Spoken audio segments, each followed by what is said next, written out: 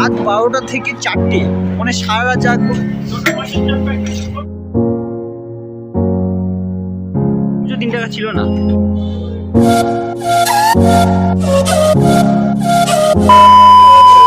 সবাইকে happy new year. আমিও জানালাম। এখন সবাই বাজে 12টা। তো হচ্ছে আজকে দেখতেই পাচ্ছ আমার ড্রেসটা কি পরা আছে, সাথে আমার সাইকেলও আছে।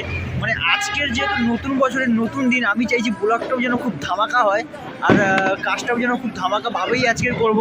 আজকের কিন্তু আমি কোনো দিন এরকম ভিডিও করিনি, যা ভিডিও করেছি রাতে করেছি, যা ভিডিও করেছি দিনের বেলা করেছি, রাতে করিনি। তো আজকের ভিডিওটা কিন্তু রাতেই।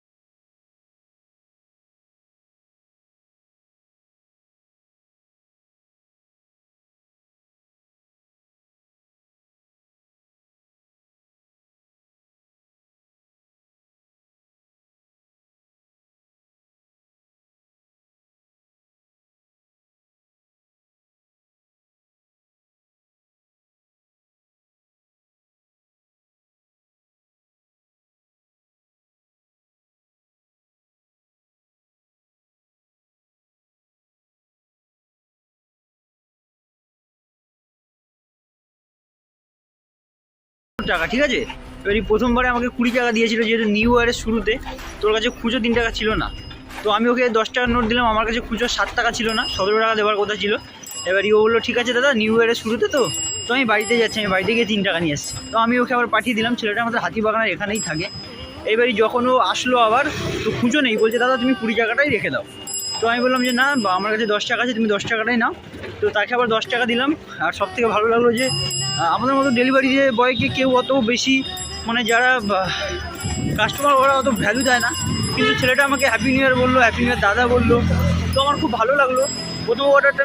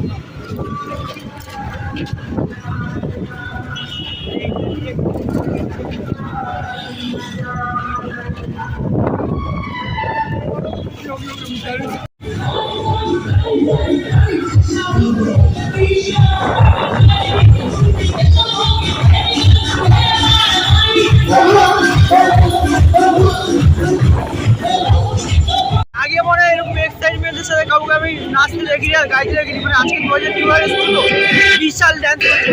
আর আজকে আমার সাইকেলে কিন্তু সাইকেল নেই, সাইকেল হয়ে গেছে রকেট। কেন রাস্তা পুরো ফাঁকা, আর এরকম ফাঁকা রাস্তা পাই না। তো এখন আমি অর্ডারটা নিয়ে নিয়েছি, 3 নম্বর অর্ডার। 1 ঘন্টার মধ্যে 3টে অর্ডার মারছি। তো অর্ডারটা মানিকতলা থেকে নিয়ে এখন যদি বাগবাজার করছি, মানে শ্যামবাজার। তো চলো যাওয়া যাক।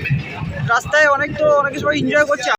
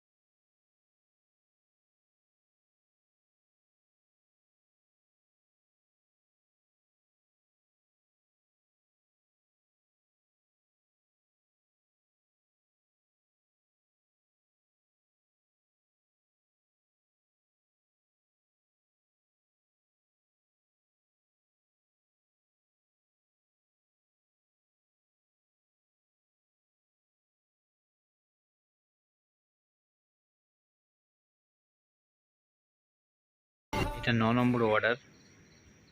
আমি এখন বেলগাছিয়া রোডে আছি, সময় হচ্ছে 3:45। এখন এই রাস্তায় দেখতে পাচ্ছ কেউ নেই, আমার পিছনে পুকুর আছে আর এদিকেও কেউ নেই, আছি খালি আমি আর আমার সাইকেল। 9 নম্বর অর্ডার কমপ্লিট।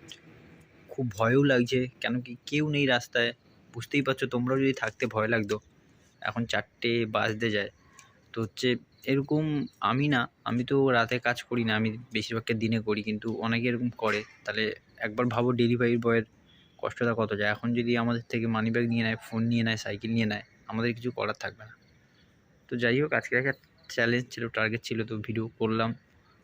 আরও 1-2 ঘন্টা আছে, তো কোনো কিছুই শব্দ শোনা যাবে না, খালি আমার সাইকেলের আওয়াজ শুনতে পাবে। আর ঠান্ডায় যেন দুটো হাত, যেমন ঠান্ডা বরফে বা ঠান্ডা জলে হাত রাখলে যেমন হাতটা পুরো আড়ষ্ট হয়ে যায়, সেরকম দুটো হাত যেন ওরকম হয়ে গেছে, হাত নাড়াতে পারছি না। আর আজকে সত্যি খুব ঠান্ডা পড়েছে, আর এত রাত্রে তো বাইরে থাকি না, অবস্থা খারাপ হয়ে যাবে না একটা।